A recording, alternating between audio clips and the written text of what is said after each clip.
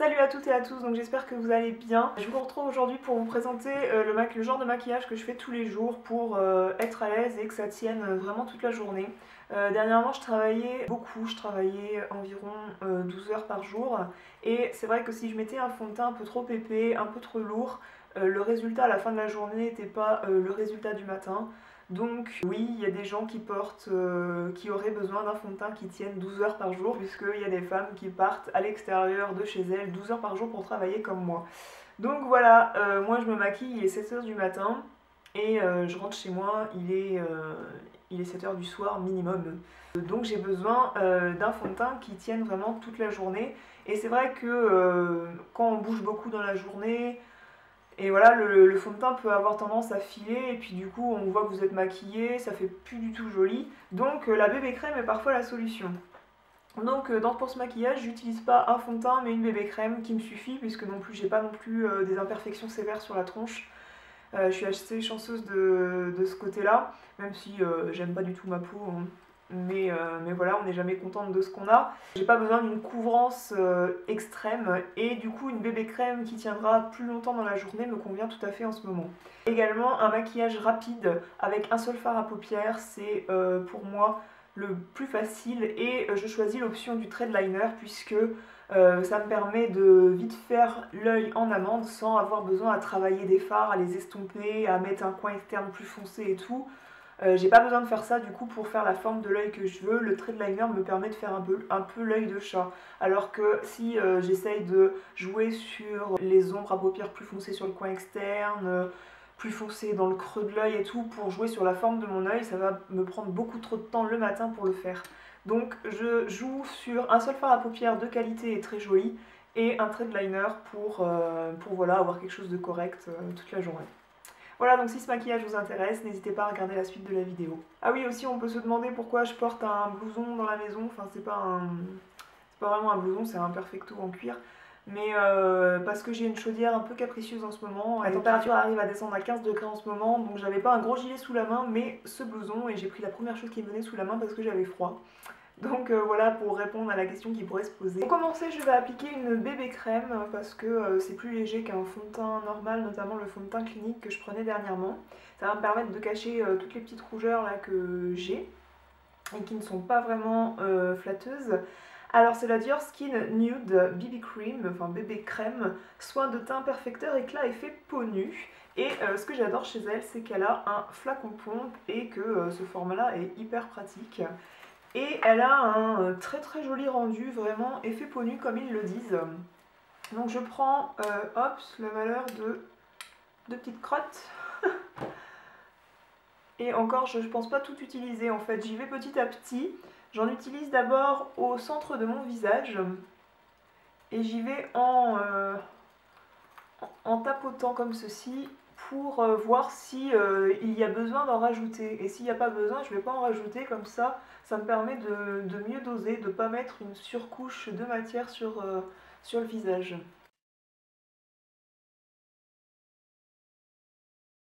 Alors c'est vrai que si vous avez des problèmes de coloration de visage, là j'ai une rougeur parce que voilà, j'ai trifouillé quelque chose que je ne devais pas trifouiller. Mais si vous avez des problèmes de rougeur permanente sur le visage, moi en tout cas parfois j'en ai ici et là, une CC Cream sera plus adaptée parce que justement c'est plus adapté aux différences de couleur sur le visage pour corriger cela, alors que la bébé crème permet de davantage unifier plutôt que de masquer les différences de coloration. Alors au début je l'avais pas vraiment aimé cette bébé crème. Je sais pas, j'avais trouvé qu'elle me grisait pas mal le teint et puis finalement je l'ai ressortie dernièrement pour lui redonner sa chance et finalement elle me fait un joli teint et un truc très naturel. Donc voilà, vous voyez là ça va s'estomper donc je m'en fous qu'il reste de la rougeur, mais ça prouve que ce produit est pas hyper fait pour corriger les traces de pigmentation que vous pouvez avoir. C'est vraiment quelque chose pour unifier votre teint. Comme toujours, le truc indispensable pour moi, je vais faire mes sourcils avec le fard Coquette de chez MAC et le pinceau biseauté de chez Yves Rocher. Alors oui, j'utilise toujours celui-là ou le crayon de Clinique, mais bon, quand on trouve quelque chose qui marche, je vois pas parfois l'utilité d'en changer.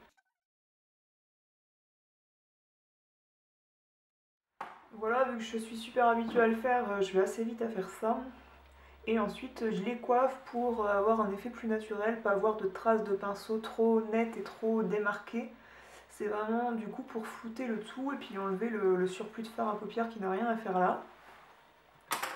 Ensuite, je vais prendre l'illusion d'ombre de Chanel en base, qui est très très jolie. C'est vraiment une couleur taupe avec des reflets violets, magnifique. Et moi je la préfère en base pour mieux faire ressortir le fard taupe que je vais mettre ensuite. Et je vais mettre ça sur toute ma paupière mobile. Donc hop, j'en prends comme ceci.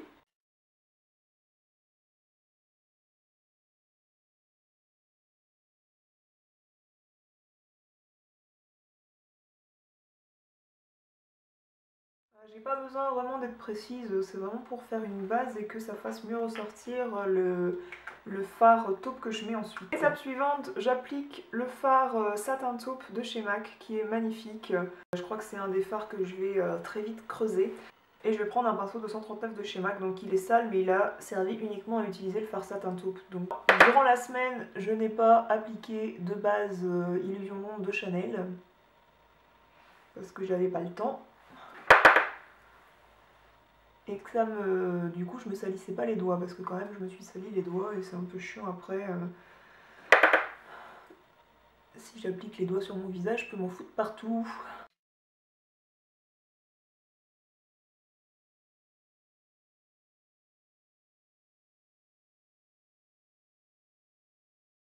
Je vais ensuite prendre ce type de pinceau un peu fluffy au bout pour estomper les démarcations qu'il peut y avoir de fard à paupières. Un côté un peu fumé, un petit halo. Je voulais pas aller si haut mais bon tant pis, j'y suis allée, donc maintenant il faut estomper.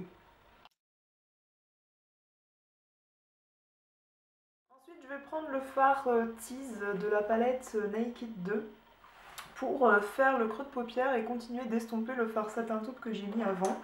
Et pour cela je vais prendre mon pinceau en bout crayon un petit peu mais à la fois fluffy, le Small Tapered Blending E45 donc, que j'ai déjà présenté de nombreuses fois.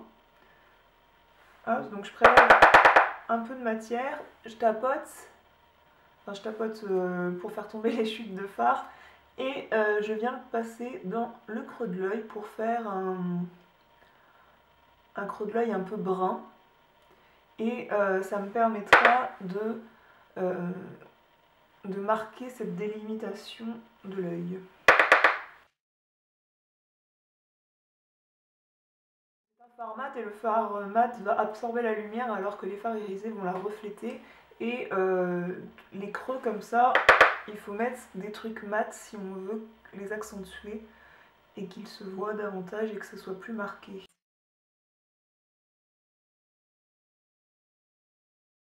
Ensuite, je vais prendre la même palette et je vais prendre le fard Foxy pour faire l'arcade sourcilière avec un gros pinceau comme ça. C'est un large fluff E50. J'en prends uniquement sur le bout et hop, je viens l'étaler là. Puis ça me permet de un petit peu flouter la démarcation encore du fard Tease que j'ai mis juste avant.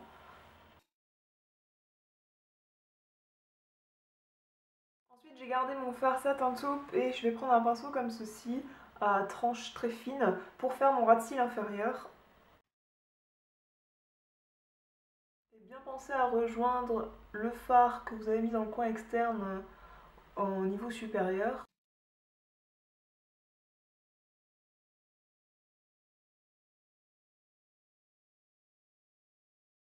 Et pour démarquer tout ça, je vais faire un trait de liner. Je vais prendre pour cela un pinceau liner propre. Je vais prendre celui-ci de chez Sigma toujours, donc c'est un tout petit embout. Et c'est le Small Eyeliner E10. Et je vais prendre le Black Track de chez MAC. Donc certaines l'aiment pas cet eyeliner, moi il me convient. Je précise que je travaille pas pour MAC, hein. J'utilise beaucoup de produits MAC parce que je les aime bien. Je trouve que c'est des produits professionnels, enfin c'est des produits professionnels, c'est pas moi qui le trouve. Il y a beaucoup de produits qui me conviennent. J'aime bien le côté recharge de fard à paupières, enfin le côté recharge palette. Mais voilà, je travaille pas pour eux, je suis pas payée pour vanter leurs produits. que ce soit clair entre vous et moi. Donc, la partie critique, c'est de faire un trait de liner précis. Donc, moi je tire un petit peu mon œil juste pour poser le début du trait, mais après faut pas trop le tirer puisque une fois que vous allez relâcher votre paupière, ça va gondoler. Une fois que vous avez bien le pinceau chargé de gel liner, il faut faire le coin externe parce que c'est la partie qu'on veut la plus épaisse pour tirer l'œil vers l'extérieur. Donc évidemment, vous n'allez pas commencer avec le pinceau plein de produits sur le coin interne. Donc il faut toujours commencer par le coin externe. Ensuite, moi, vu que j'ai l'œil rond, je veux l'étendre un petit peu en amande. Donc je fais pas un trait très prononcé, du moins j'essaye à l'intérieur. Je fais un trait très très fin. Je suis kamikaze. Je fais une petite virgule. Alors la virgule, faut que ça suive votre muqueuse inférieure. Il faut se mettre un petit peu comme ça et suivre le trait. Hop, vous commencez à faire votre petite queue.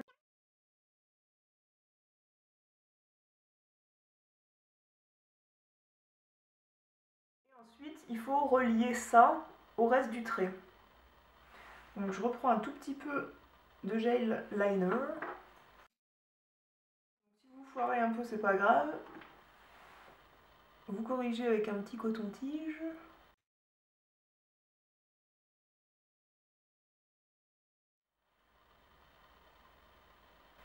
Et du coup, quand vous fermez l'œil, il faut que ça suive un petit peu la courbure de l'œil, la courbure inférieure.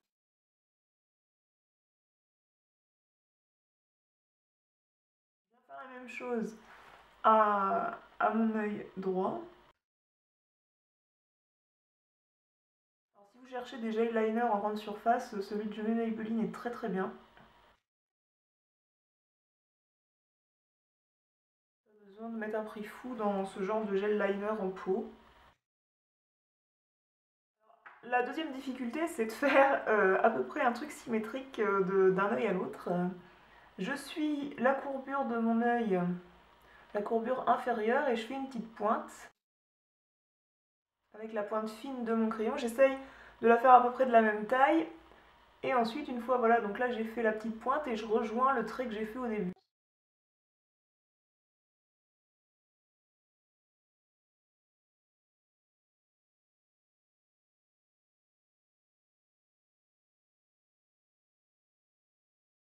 Ensuite, si vous voulez parfaire le truc, vous prenez un crayon noir et pour pas qu'on voit, parce que là on voit encore un peu la muqueuse, donc je viens passer vraiment au ras de cils. Et pour foncer, vraiment qu'il ne reste pas de petits trous entre la ligne de cils et le trait de liner qu'on a fait. Je passe quasiment sur le cil et même un petit peu en dessous. Je viens soulever en fait. Moi j'ai du mal à tracer un trait dans la muqueuse supérieure. Donc je viens, pour ça, ma technique c'est je viens soulever toute ma frange de cils quasiment un par un. Et hop, ça met un peu noir à chaque fois et ça fonce mon coin externe. Parce que c'est surtout dans le coin externe que je le fais.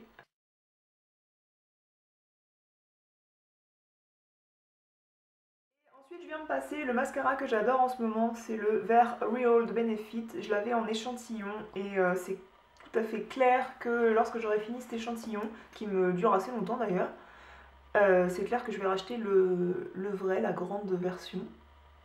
Parce que je trouve que ce truc fait des cils de fou. Je viens appliquer mon anti-cerne qui est toujours celui de MAC. Et comme je le répète, je suis pas hyper satisfaite, hein. Ça cache pas à fond la coloration de mes cernes, mais j'en ai pas d'autres. C'est pas un produit que j'ai en grande quantité et que j'ai eu l'occasion, enfin l'anti-cerne en général, c'est pas un produit que j'ai eu l'occasion de tester beaucoup. C'est vrai que je suis à la recherche d'un bon anti-cerne. Moi, il me faut la couleur un peu abricotée dans l'anti-cerne parce que j'ai les cernes un peu bleu-violet, du coup, c'est ce qui marche le mieux. Donc MAC a la qualité de présenter large éventail de couleurs, du coup j'ai pris celui-ci, mais niveau texture, il camoufle pas à mort mes cernes quoi. Malheureusement. Mais bon voilà, j'ai pas non plus...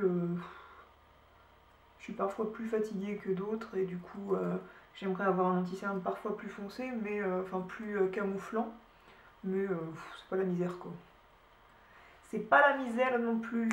Parfois quand je veux insister pour camoufler ces taches bleues, là j'ai une tache bleue ici dans le creux de l'œil, je prends cet anti-ferne. Je prends cet anti-cerne de chez Couvrance, Couvrance de chez Aven, je vais y arriver. Et j'en mets ici, parce qu'il a vraiment une couleur orangée. Celui-là, là, enfin, ça se voit d'ailleurs, il est vraiment abricot, corail presque. Et du coup, il camoufle très bien ces deux petites taches, enfin, du moins beaucoup mieux. Ensuite, je viens poudrer mon visage un tout petit peu. J'utilise la poudre universelle compacte de chez Chanel en teinte naturelle. Et je prends ce gros pinceau poudre de chez Real Techniques. Et voilà, je balaye ce truc et je viens en appliquer sur tout mon visage. Tout mon visage. J'ai vraiment du mal à parler aujourd'hui. Et en tapotant pour pas effacer la bébé crème que j'ai mis juste avant, c'est déjà pas très épais donc faut pas venir la frotter pour tout enlever.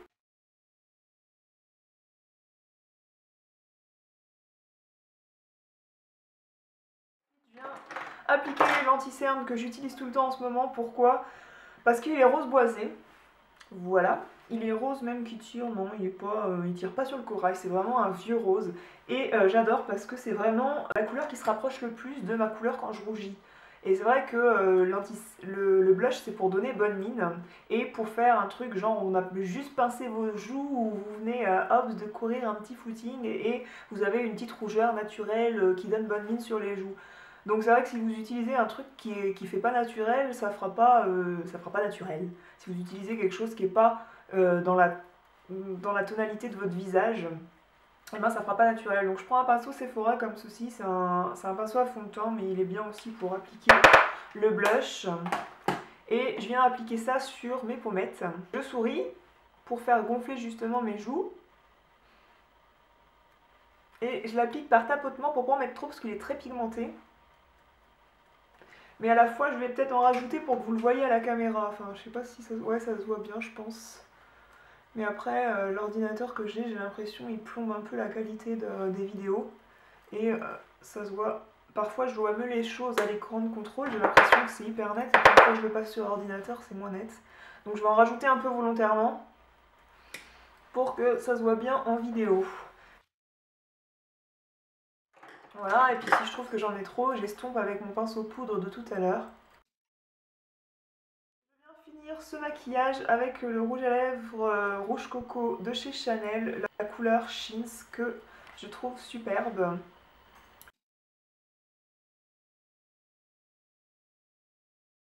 Voilà, le maquillage est terminé, j'espère que ça vous a plu, je vous mettrai des photos sur le blog. Comme d'habitude, les commentaires sont ouverts sur le blog et non pas sur YouTube, donc n'hésitez pas à aller commenter sur le blog biendansapeau.com et je vous dis à très bientôt.